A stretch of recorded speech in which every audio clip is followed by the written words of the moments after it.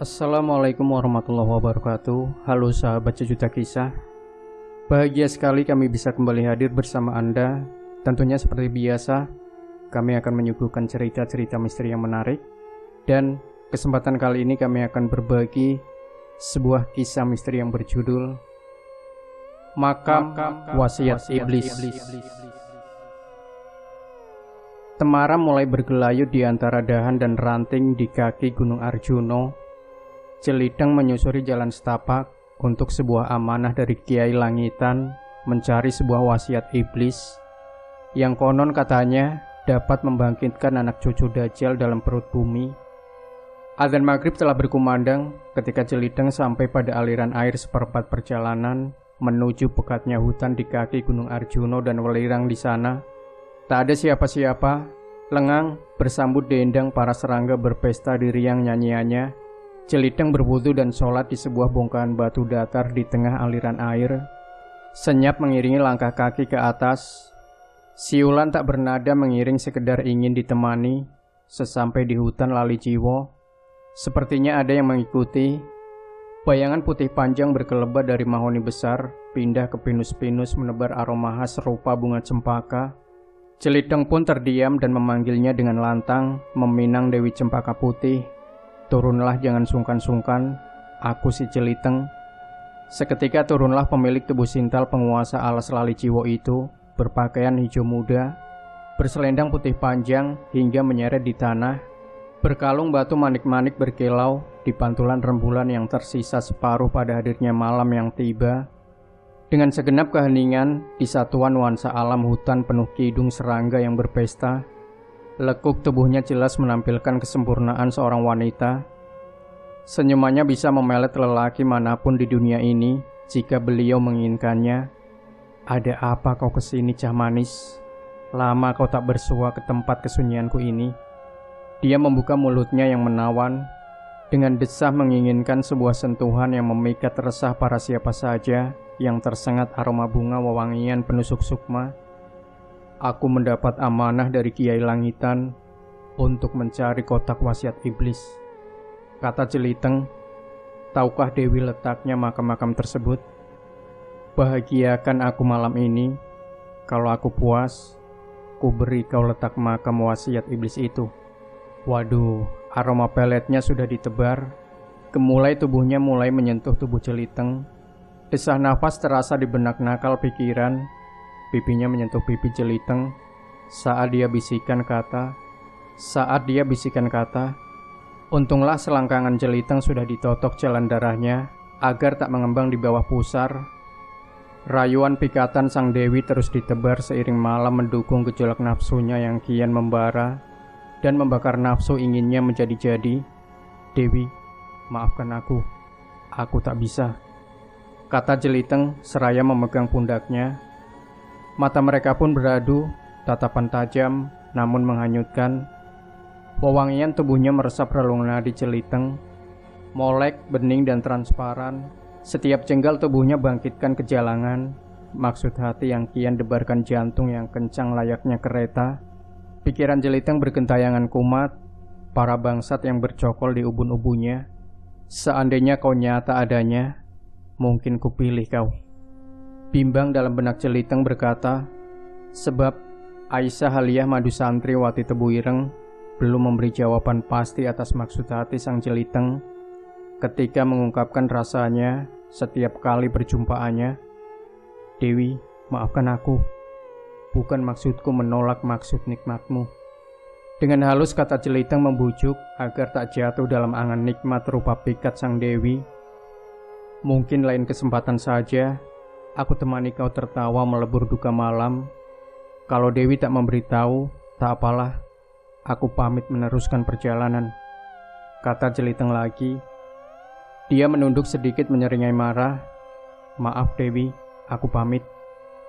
Dengan kata pelan ia pun berkata, naiklah ke atas, kau akan menemukan jawaban di sana. Dan berhati-hati, karena wasiat iblis dijaga bala tentara iblis yang kejam-kejam. Terima kasih Dewi, aku undur diri. Jeliteng melangkah tanpa menoleh, takutnya berubah pikirannya. Menyusuri jalan setapak yang gelap, keringat mulai membasahi tubuh. Angin bergemuruh berdesing menabrak pucuk pinus yang kokoh dan kaku berdiri seperti barisan hantu-hantu tinggi yang terdiam di gelapnya malam, yang sedang mengawasi langkah-langkah Jeliteng menuju puncak. Ada sebuah batu besar untuk melepas lelah sekaligus sholat isya karena sudah lewat waktunya. Setelah sholat, perut mulai keroncongan minta diisi. Itu dikarenakan belum terisi semenjak keberangkatan sore tadi. Maka dipanggillah sahabat si Jeliteng dari dunia kosong, yaitu sosok Gendruwo atau Dalbo, sejenis jin yang memiliki kesaktian yang mumpuni dan berumur ratusan tahun, penghuni Gunung Arjuno dan sekitarnya. Dengan menggedruk kaki ke tanah 3 kali, Jeliteng memanggil si Kunto, nama dari bangsa Gendruwo, sebagai teman si Jeliteng. Kunto, Kunto, Kunto, datanglah, aku butuh bantuanmu, kata Jeliteng dalam hati ketika memanggil sahabatnya dari golongan jin itu yang sudah dikenal sejak beberapa tahun yang lalu, ketika juga menaiki Gunung Arjuno yang mendapati si Kunto waktu itu tersekap pada sebuah lubang pada pohon raksasa di tepian jurang Gunung Arjuno karena tak mau membantu perdukunan yang diperintahkan oleh seseorang dukun sakti pada waktu masa zaman kerajaan Majapahit dulu. Itu menurut penuturan si Kunto pada waktu dibebaskan oleh sosok pemuda bernama Jeliteng. Seketika angin bergemuruh diiringi langkah kasar menimbulkan suara-suara semak daripada rebah. Berdirilah si Kunto di hadapan Jeliteng. Tinggi besar berbulu hitam kemerahan, gondrong dengan mata menyala tajam, dan 4 taring yang menyeringai. Jeliteng pun berkata, duduklah, agar aku dapat melihat wajahmu yang ganteng. Tawa si Kunto langsung meledak, membelah cadas tebing-tebing gunung ketika dipuji. Ada apa Kang Mas memanggilku? Sambil senyum-senyum membelai wajahnya yang mengerikan. Aku lapar, tolong carikan singkong dan ayam hutan untuk mengisi perutku, kata Jeliteng. Seketika itu ia berdiri melangkah berangkat dan berkata, baik Kang Mas, tunggu sebentar. Sambil membuat api, Jeliteng menunggu si Kunto. Kunto adalah Gendruwo yang baik, suka menolong, dan kadang juga jahilnya amit-amit. Dia tinggal di hutan-hutan Gunung Arjuno beristri sebangsanya, bernama Nyi Sambi. Jahatnya tidak ketulungan, suka menjelma sebagai wanita cantik, dan suka pada para pendaki yang berondong. Tidak suka pada wanita cantik karena dianggap saingannya, tetapi juga kadang-kadang menjelma pemuda yang ganteng untuk memikat perempuan-perempuan ganjen yang suka memakai pakaian minimalis. Si Kunto dan Nyi Sambi punya anak ratusan, tersebar di hutan dan gua-gua Arjuno dan Welirang. Katanya ada yang berkelana dan menetap di Gunung Argopuro dan juga Gunung Semeru. Pertemuan dengan Jeliteng kala itu, Jeliteng sedang menaiki Gunung Arjuno untuk mendengarkan suara burung perkutut yang konon kata memiliki nilai mistis yang hebat di setiap anggunan perkutut tersebut. Dan tiap kali manggung, burung perkutut tersebut berada di tempat Kunto yang tersekap, yaitu lubang yang dalam kasat mata adalah lubang pohon yang menganga pada pohon raksasa di tepian jurang alas Lali Ciwo di kaki Gunung Arjuno. Dalam tiap anggunan suara merdu perkutut tersebut, ada berbalas rintihan pilu dalam pohon itu yang dapat terdengar dengan mata batin. Setelah diamati oleh Jeliteng, tampaklah sosok si Kunto yang tersekap dalam lubang pohon raksasa tersebut. Setelah diajak komunikasi dengan hati ke hati, maka si Kunto menceritakan namanya dan kronologi terjadinya penyekapan tersebut. Yang dulunya si Kunto adalah piaraan dari seorang dukun sakti pada masa kerajaan Majapahit pada waktu itu, dan sudah tak mau lagi disuruh-suruh menyakiti umat manusia, hingga si Kunto dibuang oleh sang dukun sakti itu di Gunung Arjuno dalam keadaan disekap atau terpenjara dalam lubang pohon. Api pun mulai menyala dan Kunto telah membawa singkong satu pohon berisi 5 biji yang besar-besar dan seekor ayam hutan jantan muda. Embun mulai menyusupi baju, menempel mesra pada daun-daun, menari dan merayapi bebatuan. Tak terasa malam beranjak menuju pagi. Perut kenyang tak terhindar, di kantuk yang dalam hingga tidur pun pulas bermimpikan hamparan permadani surga dengan para bidadari tersenyum riang, bermain air di pancuran dalam kolam-kolam jernih, berkilau laksana intan berlian. Indah, sungguh indah pemandangan alam mimpi ketika mempertemukan dengan kesukaan alam semesta yang indah pesonakan mata siapa saja yang memandangnya. Si Kunto telah pergi menemui panggilan sang istri. Itulah si Kunto, makhluk serupa genderuwo yang setia menjaga istrinya, Nyai Sambi, agar tidak mengobral auratnya pada manusia-manusia yang haus akan petualang cinta, hanya untuk memuaskan nafsu syahwatnya saja. Nyai Sambi memang kelewat batas nafsu syahwatnya. Ia bisa berubah rupa jadi yang diinginkannya. Ada berondong ganteng, dia berubah jadi wanita cantik. Ada perempuan cantik, dia berubah jadi lelaki perkasa dan tampan, supaya akan bisa menggauli dan memuaskan nafsu syahwatnya semata, di mana saja dan kapan saja. Dingin memulai mencengkram kaki dan tangan ketika Jeliteng pulas mulai tertidur di mimpi indahnya. Angin berbisik tak berirama menyentuh pucuk-pucuk pinus. Tanpa terasa subuh telah menjemput mimpinya. Buyarkan indah perjumpaan damai kenangan wajah Ayu Aisyah Laliliyah, serupa para bidadari surga dalam kantuk berbantal batu. Beranjak bangun, Jeliteng mengambil embun yang bersemayam di daunan untuk berwudu dan sholat subuh. Sisa singkong bakar tadi malam menyisakan satu buah, yang satunya entah kemana, mungkin dimakan tikus gunung atau pengerat lainnya.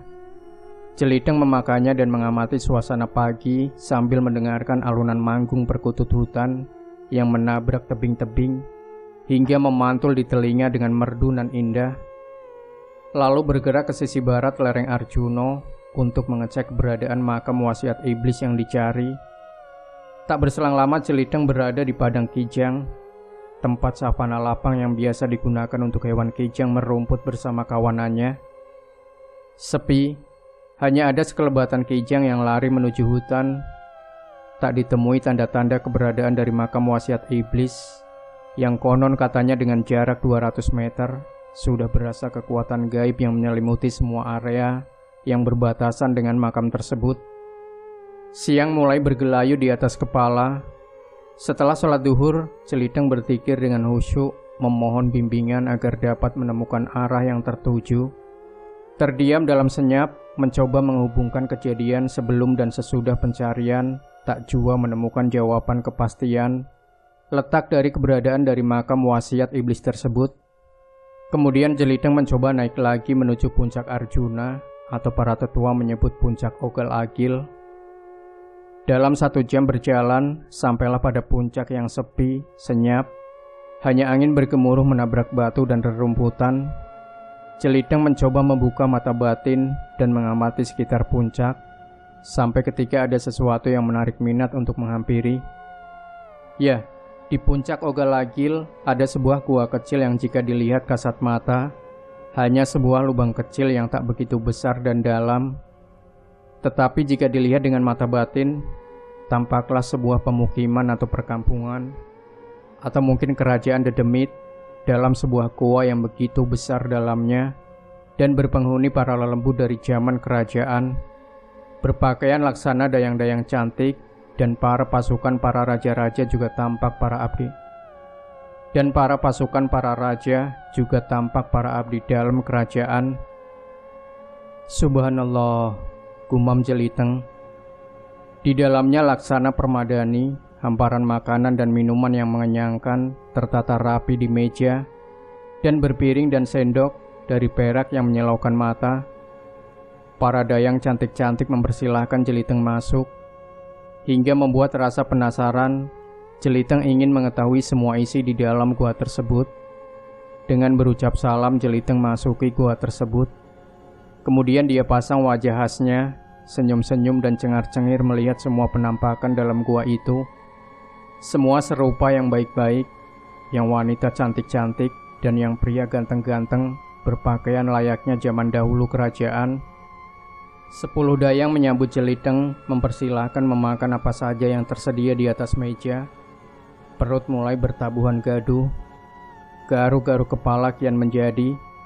Senyum centil menggoda, para dayang cantik memamerkan keindahan nikmat peraduan yang mewangi sukma kala hati terjadi, tergoda oleh bujuk rayu semu pemikat hati. Jeliteng hanya cengar-cengir mengamati sekeliling tanpa menyentuh makanan yang tersaji dan bujuk rayu pesona yang jelas-jelas bikin jantung Jeliteng ingin meledak.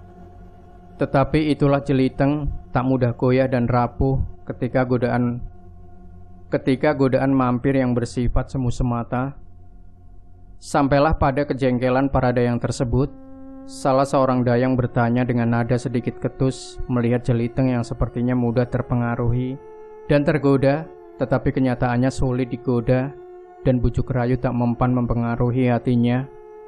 Kalau memang Kang Mas tak mau mencicipi makan yang tersaji ataupun tak mau menemani kami di peraduan, apa yang Kang Mas cari di sini? Aku hanya ingin melihat-lihat istana dalam gua Ugalagil ini, jawab Jeliteng. Kalau begitu, cepatlah keluar dari sini. Jika apa yang Kang Mas sudah dilihat di sini, kata salah satu dayang itu. Setelah itu dengan masih cengar-cengir, Jeliteng keluar gua.